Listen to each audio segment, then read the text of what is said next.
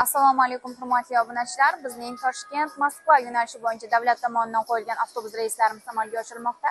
Haftada 4 kun dushanba, seshanba, payshanba va juma kunlari.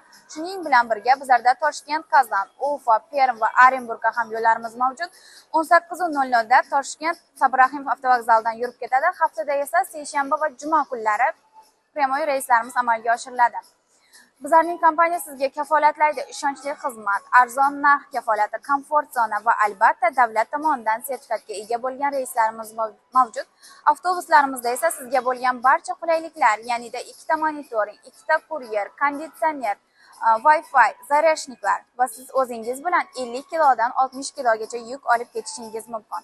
Agar sizga ham shunaqa ishonchli xizmatlarimiz kerak bo'lsa yoki boshqa qiziqarli savollaringiz bo'lsa, ushbu ishonchli raqamga murojaat qilsangiz bo'ladi va albatta joyingizni uzoq masofadan turib ham bronlatirishingizga bo'ladi.